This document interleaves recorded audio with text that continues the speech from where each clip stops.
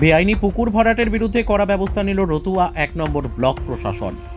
ব্লকের বিডিও এবং ব্লক ভূমি ও ভূমি সংস্কার দপ্তরের আধিকারিকের উপস্থিতিতে বেআইনিভাবে ভরাট করা একটি পুকুর পূর্বাবস্থায় ফিরিয়ে আনা হলো বৃহস্পতিবার। এদিন এমনটাই ছবি নজরে এলো মালদার রতুয়া ১ নম্বর ব্লকের শামসি গ্রাম পঞ্চায়েতের পারাক্রম লিট্টি মোড় এলাকায়। জানা গেছে ওই এলাকায় দীর্ঘ বহু বছরের পুরনো একটি পুকুর রয়েছে। সম্প্রতি শামসি এলাকার মোহাম্মদ ইয়াজদানি নামে এক ব্যক্তি সেই পুকুরটি আড়াইডাঙ্গা এলাকার এক ব্যক্তির কাছ থেকে কিনে নেন, আর কেনার পরপরই তিনি বেআইনিভাবে পুকুর ভরাটের কাজ শুরু করেন। যা জানতে পেরে ব্লক প্রশাসন পুকুর ভরাট রুখতে তৎপর হয়ে ওঠে। চলতি মাসের ৫ তারিখে পুকুর ভরাটকারী ব্যক্তিকে নোটিশ দিয়ে ১৫ দিনের মধ্যে পুকুরটি পূর্বাবস্থায় ফিরিয়ে আনার নির্দেশ দেন। সেই নির্দেশ অনুযায়ী বৃহস্পতিবার ১৫ দিনের মাথায় রতুয়া ১ নম্বর ব্লকের বিডিও রাকেশ টোপ্পো এবং রতুয়া ১ নম্বর ব্লক ভূমি ও ভূমি সংস্কার দপ্তরের আধিকারিক সৌমিত্র কুমার বড়াল ঘটনাস্থল সরেজমিনে পরিদর্শন করেন। পরিদর্শনে গিয়ে তারা লক্ষ্য করেন পুকুরটি এখনও পুরোপুরিভাবে পূর্বাবস্থায় ফিরে আসেনি। তাই তারা এদিন ঘটনাস্থলে দাঁড়িয়ে থেকে তড়িঘড়ি পুকুরটি পূর্বাবস্থায় ফিরিয়ে আনার ব্যবস্থা করেন এবং আগামীতে কেউ যেন বেআইনিভাবে জলাশয় ভরাট না করে সেই ব্যাপারে তারা সাধারণ মানুষকে সচেতন করেন। মালদা থেকে বিশ্বজিৎ মণ্ডলের রিপোর্ট, এস নিউজ বাংলা। আজকে এখানে আমরা একটা খবর পেয়েছিলাম যে পুকুর ভরাট হচ্ছে, সেটা 3 ম্যান কমিটি আমরা সিদ্ধান্ত নিই এবং নোটিশ করি, বললাম যে পুকুরটা রেস্টোর করে দিতে। আজকে আমরা দেখছি রেস্টোরেশন হচ্ছে। এটা একটা ভালো বার্তা দেওয়া উচিত সবার কাছে যে পুকুর ভরাটটা খারাপ জিনিস এবং ভবিষ্যতে জলের ক্রাইসিস বা কোনো কথা আগুন লাগলে জলের সমস্যা হয়, সেই সব দিক থেকে আইনটাও আছে।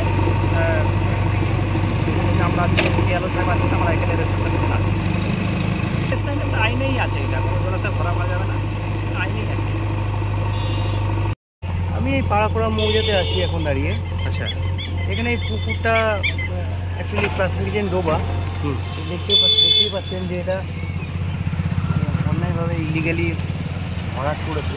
আচ্ছা, তো ওটাকে রেস্টোর করে পুনরায় অবস্থায় পুকুরের অবস্থায় ফিরিয়ে দেওয়ার চেষ্টা করছি।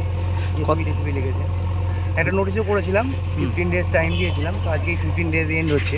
আচ্ছা, 5 তারিখে নোটিশ করেছিলাম, আজকে 20 তারিখ।